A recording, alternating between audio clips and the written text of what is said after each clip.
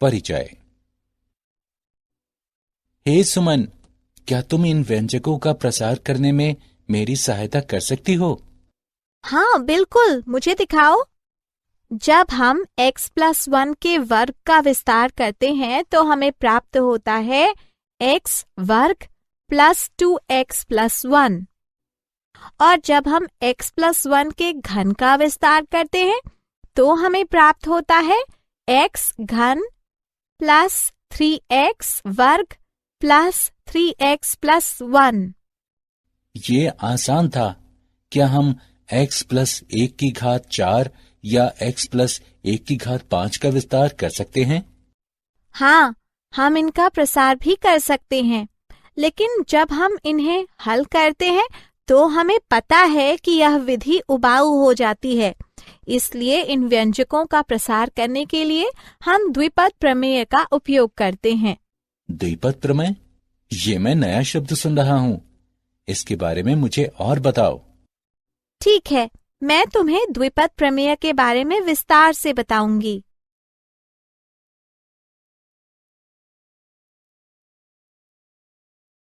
उद्देश्य। इस पाठ के अंत में आप निम्न करने में सक्षम हो जाएंगे: द्विपद गुणांकों को लिखना, पास्कल के त्रिभुज को समझना, किसी धन पूर्णांक n के लिए द्विपद प्रमेय सीखना, द्विपद प्रसार के सामान्य पद को जानना, द्विपद प्रमेय के मध्य मत को लिखना।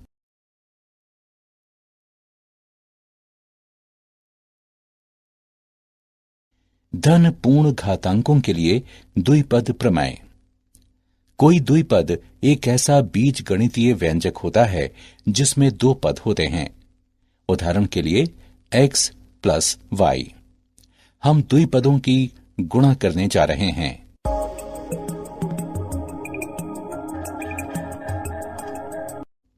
वे संख्याएं जो किसी द्विपद प्रसार में पदों के गुणांकों के रूप में दिखाई देती हैं, द्विपद गुणांक कहलाती हैं।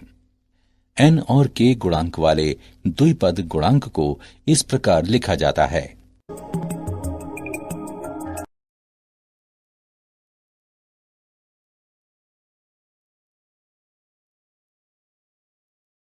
पास्कल का त्रिभुज। पास्कल का त्रिभुज सभी द्विपद गुणांकों को सूचीबद्ध करता है, जैसा कि नीचे चित्र में दिखाया गया है।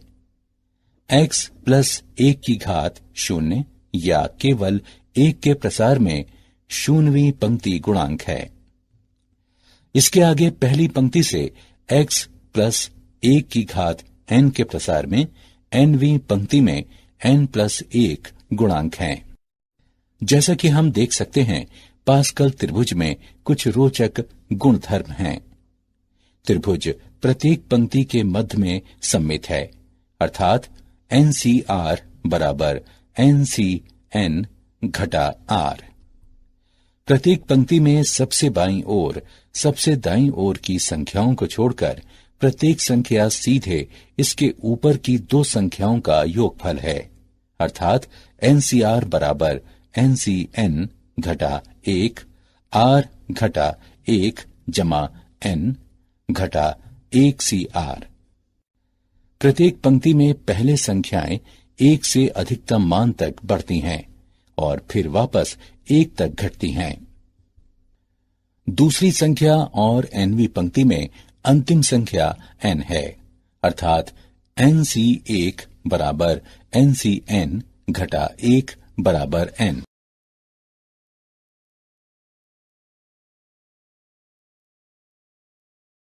किसी भी धन पूर्णांक n के लिए द्विपद प्रमेय। वह सूत्र जिसके द्वारा किसी द्विपद प्रमेय में किसी धन पूर्ण घात को एक श्रेणी के रूप में विस्तारित किया जा सकता है, उसे द्विपद प्रमेय कहते हैं। यदि x और a वास्तविक संख्या हों तो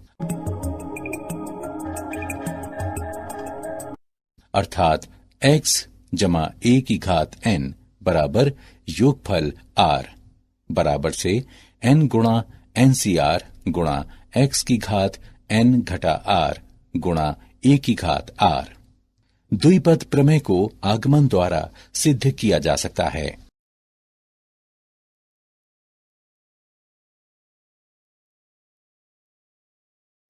गुणधर्म। प्रसार में n जमा 1 पद हैं। प्रसार के किसी पद में x और y के घातांकों का योगफल n के बराबर होता है। द्विपद गुणांक आरंभ और अंत से समदूरस्थ हैं, क्योंकि NCR बराबर NCN घटा R।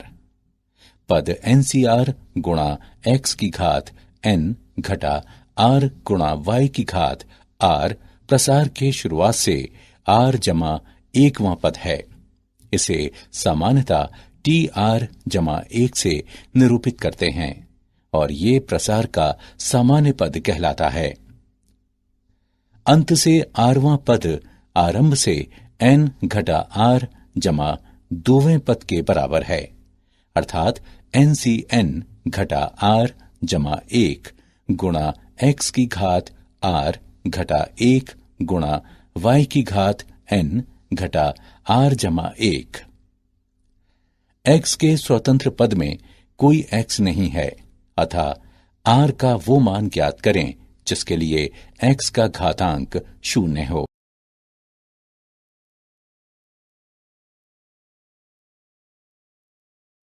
द्विपद प्रमेय का उदाहरण। उदाहरण a घटा x की घात n का प्रसार ज्ञात करें। हल।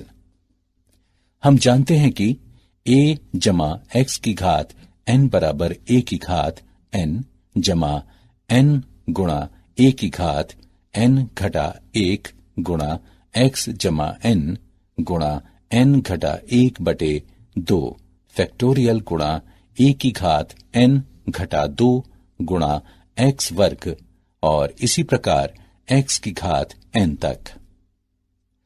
उपरोक्त प्रसार में x बराबर घटा x रखने पर हम प्राप्त करते हैं a की घात n घटा n गुणा a की घात n घटा 1 गुणा x जमा n गुणा n घटा 1 बटे 2 फैक्टोरियल गुणा a की घात n घटा 2 गुणा x वर्ग और इसी प्रकार घटा 1 की घात n गुणा x की घात n तक।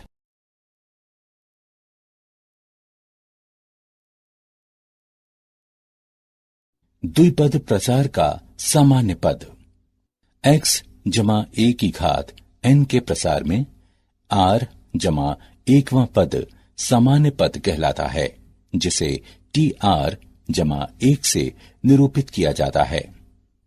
TR जमा 1 बराबर NCR गुणा x की घात n घटा r गुणा a की घात r बराबर NCR।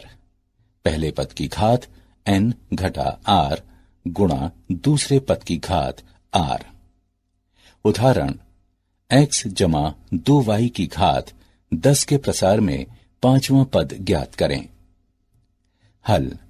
x जमा 2y की घात 10 के प्रसार में 5वां पद नीचे दिया गया है।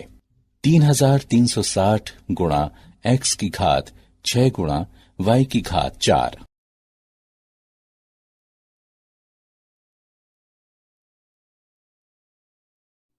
द्विपद प्रसार का मध्य पद। अब आइए द्विपद प्रमेय में मध्य पद ज्ञात करें। x जमा y की घात n। दो स्थितियां उत्पन्न होती हैं जो घातांक n पर निर्भर हैं। स्थिति 1, जब n विषम हो। द्विपद प्रमेय में दो मध्य हैं, n जमा 1 बटे 2वां पद और n जमा 1 बटे 2 जमा 1वां पद। स्थिति 2, जब n सम हो। जब द्विपद घातांक n सम होता है तो हम देख सकते हैं कि केवल एक ही मध्य पद होता है और ये Tn बटे 2 जमा 1 है।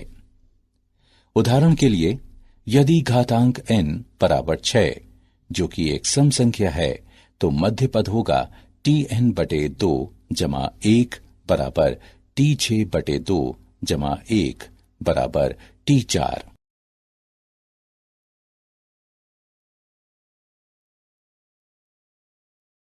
उदाहरण, x वर्ग जमा 3 की घात 6 का प्रसार करें। हमें अपने उत्तर के लिए द्विपद प्रमेय में पदों और घात को लेते हुए शुरू करना होगा। पहला पद x वर्ग है, दूसरा पद 3 है और घात जो कि n है 6 है।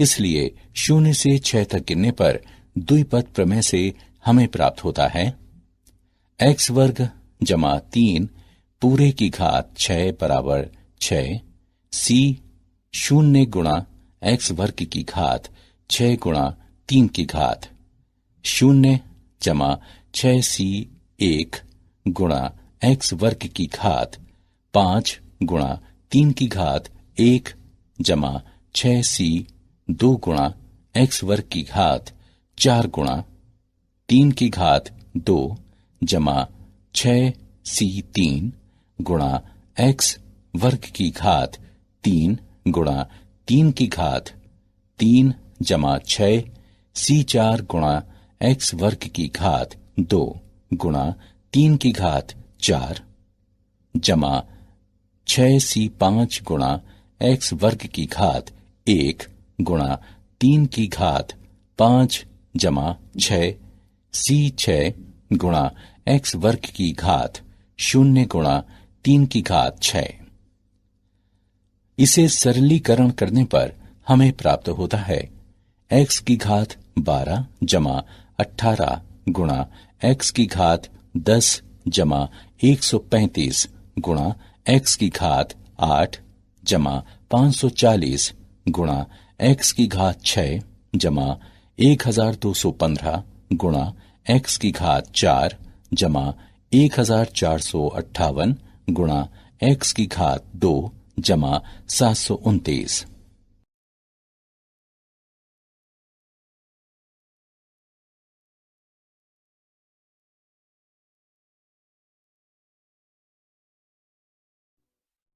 उदाहरण, 3x घटा 4 की घात 12 के प्रसार में पांचवां पद ज्ञात करें। हल, मान लें r बराबर 5, a बराबर 3x, b बराबर घटा 4, n बराबर 12। इन मानों को प्रतिस्थापित करने पर हम प्राप्त करते हैं 12c 5 घटा 1 गुणा 3x की घात 12 घटा 5 घटा 1 गुणा घटा 4 की घात 5 घटा 1। इसे हल करने पर हमें निम्न प्राप्त होता है 495 गुणे 6561 x की घात 8 गुणे 256 बराबर 83140 9920 x की घात।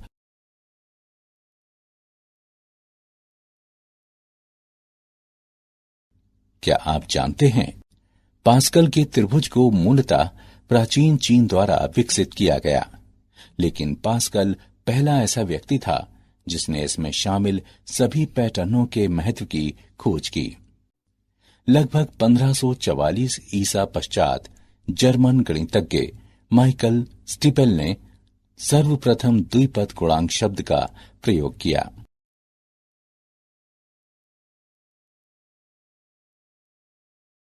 सारांश, आइए हमने जो कुछ सीखा है उसे संक्षेप में दोहराएं। किसी धन पूर्णांक n के लिए एक द्विपद के प्रसार को द्विपद प्रमेय के द्वारा प्रदर्शित किया जाता है, जो है